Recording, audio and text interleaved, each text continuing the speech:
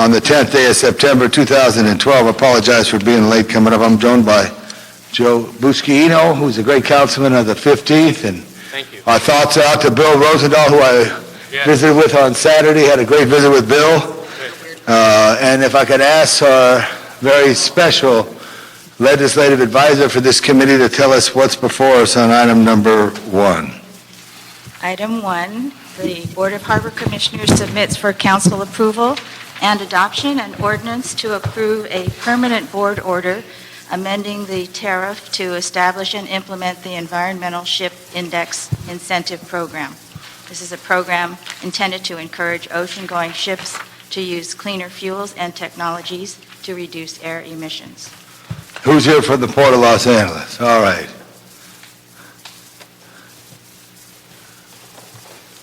CAO, you want to give us the first? Yes, Alvin Newman from the CAO's office. This is a tariff new item on the Voluntary Environmental Ship Index, and it's an initiative within the Clean Air Action Plan, and it's to establish guidelines to reduce polluting emissions from container vessels calling, entering, or leaving the port. Good. And from the port? Chris Cannon, Director of the Environmental Management Division. Good morning, council members. Happy to be here and really excited to tell you about this program. As you know, we recently released our 2011 emissions inventory, and we're proud to say that we've got up to 70%. Is that the postcard right there? Hold that postcard up. It's more than a postcard. I have actually a whole... Well, there was a postcard, too.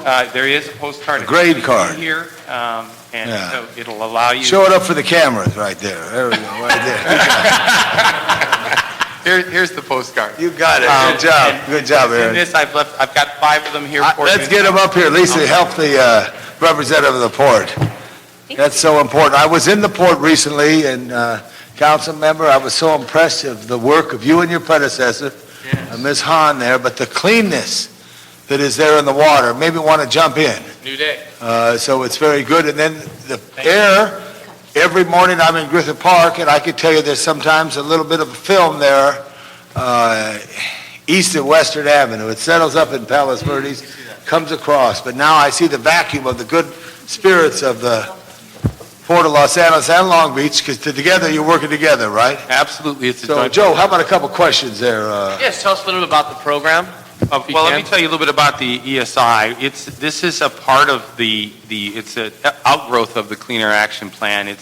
We've dealt with the trucks and the Clean Truck Program, and we've dealt with cargo handling equipment and so forth with reduction of emissions, but the ongoing problem that we have is the ocean-going vessels.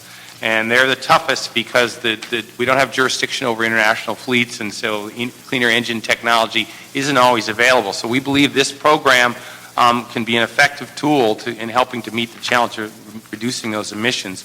This program is actually internationally based. It was developed in 2010 by the International Association of Ports and Harbors and the World Ports Climate Initiative. And what it is it's a rating system. So all ships that operate around the world receive a number, and that number is based on their emissions efficiency. And the number can start, the lowest number is a 30, and can go all the way up to 50.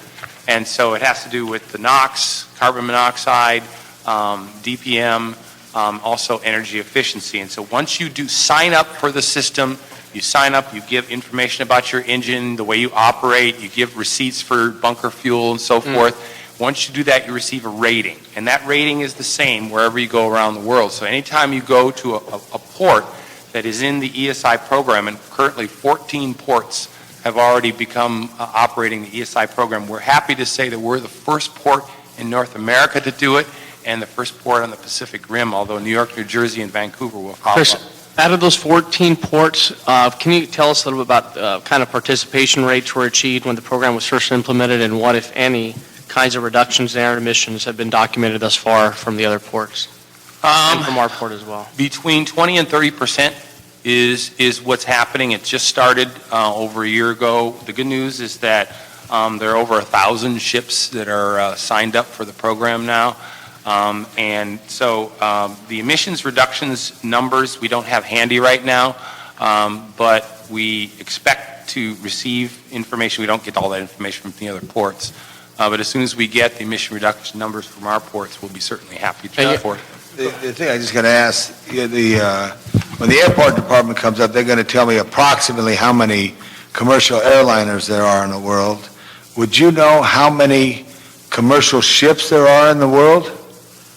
Boy, I'd be taking a guess. I'll guess. I mean, I'm not going to, it's not Jeopardy. You're not going to lose anything. 3 or 4,000 Three or just that low number, like 4,000 ships. Big commercial ships. That's container ships. container ships, yeah. Cargo ships, carry fuels, something like this. So it's an interesting number that's obtainable. We're proud of the port and the efforts. I think it has Hamburg on that list, Yes, it is. because Hamburg and your Deputy Director Christensen went over there with the Yes, he did. State Department mission with League of Cities, and I see Avak Italians here who heads that up sometimes for the city of Los Angeles, so it's good to see Avak here. That being said, this is something that we should push on more, Yes. and also invite the world to Los Angeles. And are we equal with Long Beach? Long Beach has not started this program. They have a separate one. They're looking at joining, but at this point they haven't. But they've got another incentive program that's a little different. Can you stop the pollution at the city border if it's...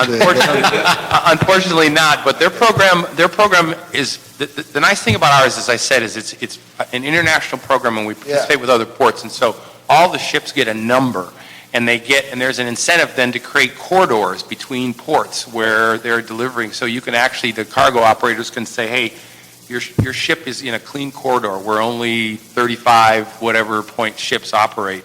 The Long Beach program is good. They give money for ships that have clean engines, and that's a good thing too. But ours goes further. It has to do with the way they operate. It has to do with the way the fuel they have, and also whether they're AMP ready. Are you familiar with the AMP Right, the program? ultimate marine power, yes. Yeah, and whether they're AMP ready. All those things give you credit toward your points, whereas with the Long Beach program, it's just engines right now, but they're certainly very interested in this. We worked with them on developing this, and they were involved in all the discussions. It's just they want to wait and see how it goes before they think about joining. But they're very involved, and we work closely with them. Mr. Chair, I'm just proud of the fact that not only I represent the Port of Los Angeles, but as a resident, to see the turnaround of this Port of Los Angeles, and not only growing it, but growing it green. We got work to do, but I can share with you this. I have family and friends who are longshoremen who work the ports, and Mr. Chair, my brother-in-law shares a story with me. 10 years ago, he used to come home after a shift down at the dock with soot on him, and today he comes home without the soot. So it's a testament to the port and their efforts in greening the port and moving forward, and being not only that, but the port, the first Pacific Rim port to provide this ESI incentive is just a breath of fresh air, literally. And like I said, I know this is not only a regional impact, but a local impact as well, and I'm just glad to see this move forward. Well, I think this is something I really want to, and I know our mayor has been very involved with this. Yeah, his leadership has been very important. And DWP has been involved with this, which is very important, so that's a plus. So what I'd like to do, when you do come to council, the councilman would like to make sure that you have a nice 99-second PowerPoint with pictures that say what you do, and that grade card and these booklets for everybody, and say, Yes. just so everybody can be informed. This is a successful program. Well, I also have for you... Maybe not 99, maybe no more than 3 minutes. I don't know what that is, but just a quick boom, boom, boom to show the success of this, and also find out close to the exact number of ships in the world, because I think it's fascinating to know how little they are when you think of the whole world, and then at the same time, what other ports are. Have one of the PowerPoints be the pictures of the world to show those corridors of green, that it is making a difference. And I'll leave with you here an ESI, Environmental Ship Index handout, also for your information. Got it. Super. I'm good, thank you. All right, so we'll set this on to council. When is it going to be in council, do you think? About a week, next week? Yeah, next week. It's okay. Good. All right. You good? Next item. Under item 2, the Board of Harbor Commissioners submits for council approval a foreign trade zone developer agreement with the Realty Associates Fund number 9 LP, and this is for Site 20, located in Eastvale, California, Is that maybe in San Bernardino County or Yeah, something? Lamar, in Mira Loma, Riverside. Okay. In which county? Riverside, San Bernardino County, I believe, San Bernardino County, Mira Loma. It was formerly called Mira Loma. They're now calling themselves East Vale. Yeah, I don't know. I like Mira Loma better myself, but I don't live there. But okay, this is another positive program. Give us a little quick report. Just the overview, we agree with what the CLA has presented. This is a developer's contract, it's a new agreement, and it will have 5 years with 3 5-year options for a total of 20 years. Good morning, council members. Mike DiBernardo with the Port of Los Angeles. Yes, this is undeveloped land, so this now allows, the approval of this allows that developer to go out and market this for FTZ zones. So it's definitely a good opportunity here for that developer. And make sure your press office has a story in the Riverside Press Telegram, or whatever is out there. Tell the people of the Inland Empire we're working to cooperate for the region. Right. And tell, who's our good man at Skag over there? Husan, make sure Skag knows what we're doing. So that's good. So approved. Thank you. Next item. Under item 3, it's a first amendment to Foreign Trade Zone Operating Agreement with Schaefer Brothers Distribution Center. This is located at site number 12 in Carson, California. This amendment would exercise the first of 3 5-year renewal options, extending the term by 5 years to expire in September 2017. It would require the operator to report annually on its nighttime operations and require the operator to notify truck drivers and truck companies that they must use the designated Wilmington truck route between the FTZ site and the port. Mr. CIO? Alvin Newman, CAO's office, we concur with the summary by the CLA's office, and we recommend this report. Again, Mike DiBernardo with the Port of LA. This is another good opportunity for renewal for Schaefer Brothers, who's bringing in office machineries and other office-type equipment. So, and they're located in Carson, California. Right. Okay. Very well. Recommend approval. Next item. We have more foreign trade zone agreements. The First Amendment to Foreign Trade Zone Operating Agreement with Schaefer Brothers in Carson, California. This is Site 12. The amendment would exercise the first of 3 5-year renewal And the options. CIO's okay? Same? This one's for Conoco, right? Conoco. Concord. Schaefer was the I'm one sorry. before. Sorry, I went to the All right, wrong. this is Yes, good. this one is a second amendment to an operating agreement with Conoco Phillips. And they're going to assign all the rights and duties under this agreement to Phillips 66 Company because they're having a corporate reorganization. Yes, Okay, simple. we concur, yes. Same thing, they just name change as well as an extension. Got it. Any questions, Joe? No, sir. So approved. Next item. Yes, a foreign trade zone operating agreement with Lax Fuel Corporation. That's a consortium of airlines at LAX, I believe. They would like to operate a foreign trade zone on Site 25, which consists of multiple locations totaling 700 acres at the port, and they're going to store and deliver jet fuel for their airline customers at LAX. The status gives their customers a benefit in that they won't have to pay customs duties. on You got to fuel. pay road tax? No, this has to do with the storage of jet fuel, Yeah. and it Fuel allows them, farm. it keeps it separate from domestic, and it's just for things used for international air transportation as well as for domestic as well. Is it truck to LAX? No, it's all pipeline. All pipeline, good, okay, good. Okay, Joe? Yes, sir. Okay, approval? Okay. And one more, the First Amendment to the Foreign Trade Zone Operating Agreement with Nippon Express, USA. This is an agreement for operation of foreign trade zone activities in a warehouse facility in Torrance, California, where this company has been for quite a long time. This would extend their term by 5 years and would revise and update a lot of the standard provisions that are being used in most of the Harbor Department's contracts and other FTZ agreements. Alvin Newman, we recommend approval. Great. Yeah. You're okay with that? Same- Good. Same sort of thing, extension. All right, good. Thank you. If I can, Mr. Chair, before we move on to the airport issues, my deputy, John Larson, just advised that as of October 2010, the world fleet is made up of 50,000 ships. All right, see, 4,000. Now, where's Chris? No, that's globally. I know, that's what I wanted. He said 4,000. I want to know. You were off by 46,000 there, but it was okay.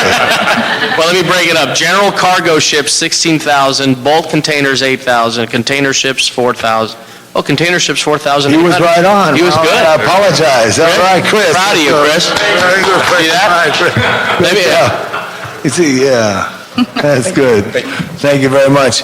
And for other information that you don't necessarily need, but it's there, yesterday morning on this old house, they had, it was real early in the morning, the story on TCUs and their conversion to housing units. Wow. Which is quite amazing, because many TCUs do not get used that often. So, thank you very much. I think that's right on. I owe you lunch there for criticizing you. We'll get there. You pick it next time. Okay. Thank you. Safe trip back to the Port of Los Angeles. Not that far. No. On to airports. The Board of Airport Commissioners submits for approval the First Amendment to a concession agreement with Joint Venture for the Operation of the Advertising Concession at LAWA LLC. It's an exclusive contract for all airport advertising at LAX and Ontario. But now LAWA is planning to amend this contract and perhaps broaden the scope of its advertising efforts in the near future. Is that true? I didn't hear the last part. Oh, you're amending this contract because you want to accommodate another advertising contract? Correct. So the airport right now is going... For the record, introduce yourself. Oh, I'm sorry. Debbie Bowers, Deputy Executive Director, Thank you, Los Ms. Angeles Bowers. World Airports. And for the record, we are going out for what we are now calling a terminal media operator, who will be responsible for all the advertising and sponsorships that will have, the opportunities that we'll have at the airport, including the icons that are going into Bradley West, like the clock tower and the storyboard.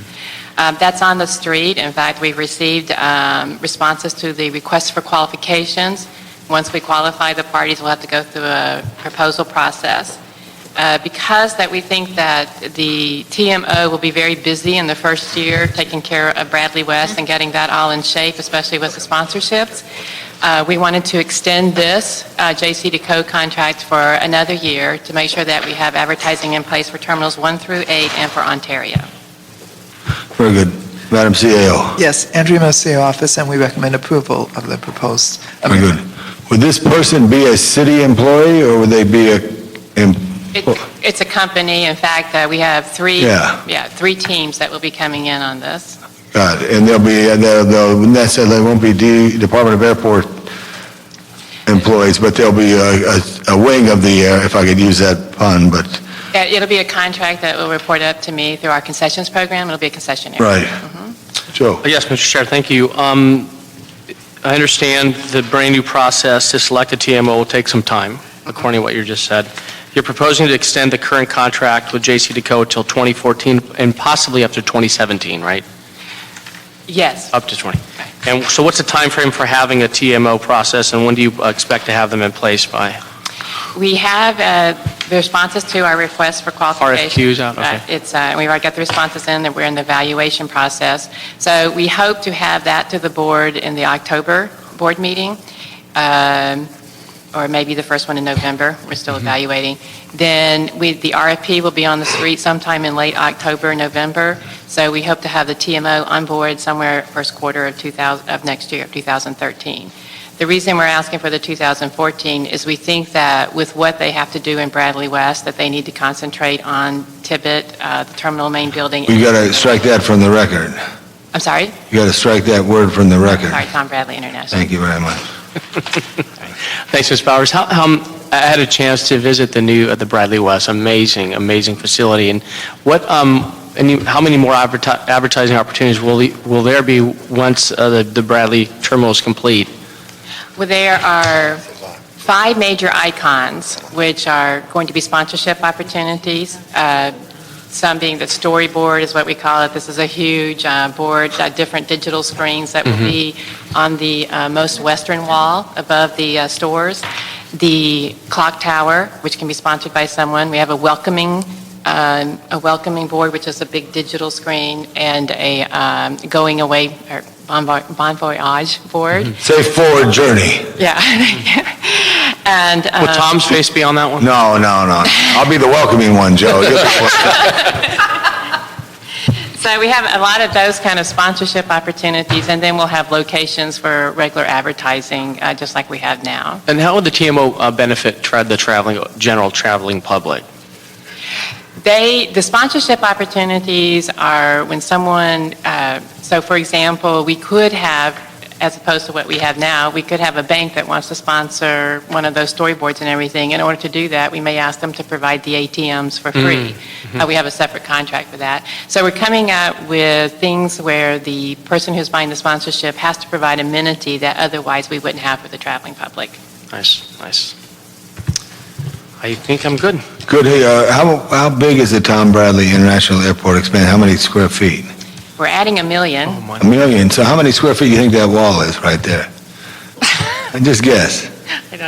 It's not square feet, the wall's linear feet. Linear feet. Very good. That's good. How many linear feet? Whatever you want to say. You're good. You got me.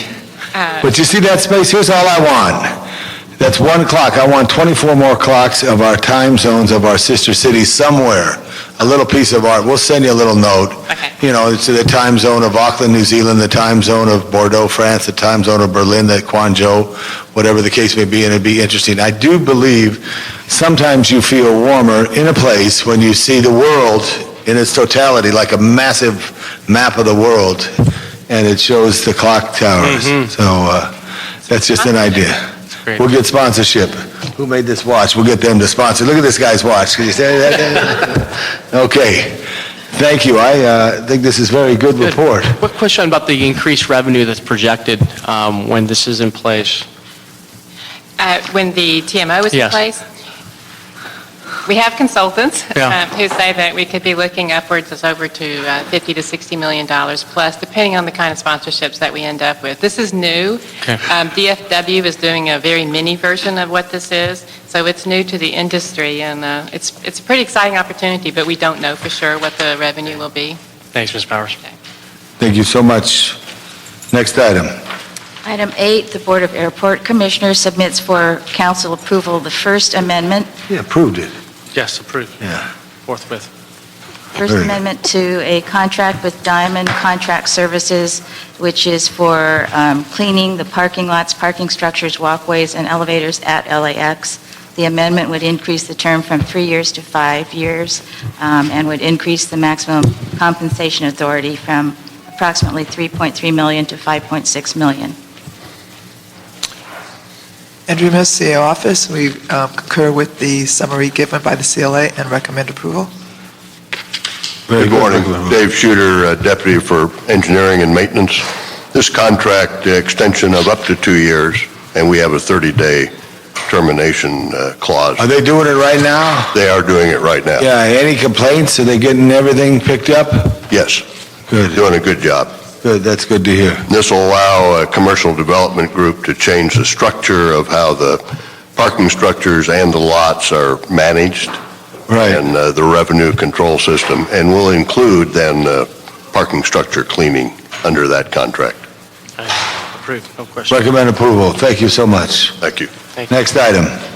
The last item is item 9, a First Amendment to a contract with Enterprise Rent-A-Car Company, which is for van pool services for LAX employees. This contract is for van pool vehicle leasing and services at actually LAX, Ontario, and Van Nuys. It would extend the term by 20 months, expiring in June 2014, and also would increase compensation authority. Good morning, Mr. Chairman. Bill Kreitz with the CAO's office. To add to what the CLA has mentioned, I think the primary components of this request for extension are that it continues LAWA's compliance with AQMD requirements. for van pools. It also aligns their contract with the expiration date for the city's personnel department, with whom the contract is for. So we recommend approval of this item. So what are we actually doing physically? There's a van pool that goes throughout Southern California to bring employees to, Yes, there are Work. 68 vans, possibly up to 75, that service LA Ontario, LAX, and Van Nuys airports with LAWA employees. right, And but that's only, it's requirement. exclusive, it's not, you're not mixed with people going to the airport. That's correct, yes. It's actually not. My name is Devin Deming. I'm the rideshare program manager at LAWA. The vans are not exclusive. The LAWA employees get priority, but we participate in the Metro Van Pool Subsidy Program, which reduces 37% of our leasing costs. Yeah. So in order to participate in that program, our van pools have to be open to the public. So they are. If we So maybe somebody who's working there in El Segundo or in Westchester, they, or at FedEx or at one of the FedEx. airlines, or Good. yeah. It's great. What are we doing to promote the van pool? Our van pool actually has a wait list of over 200 people right now for our van pool program. And last week, the Transportation Research Board came out with a report that highlighted LAWA as one of the top 4 employee commute programs for airports in the whole country. And we're actually the only airport in the world that has a dedicated van pool program to reduce vehicle trips and emissions for employees at the Great. airport. Good, So we're very good. proud of that. Great. and Bill, what was your first department in the city? CDD, And then where? CLA, Where? CLA, CLA, and then where? General Services, General Services. CAO. CAO, God, I'm just trying to remember everybody's career on that. Thank you so much, Bill. Thank you. It's so important on this aspect of it. And the last question that everybody asked me, it's not on the agenda, is when's the Green Line going into the airport? But I know your general manager, executive director is working on that, but we look forward to seeing that and then fill that hub. Or down to the harbor for that. Well, that's all right, exactly. You want to build a runway down at the harbor. All right, Joe, headline to the news pilot tomorrow morning, first thing. There's no other issues before this. Everybody have a good, safe day, and thank you very much. Thank you. Meeting's adjourned.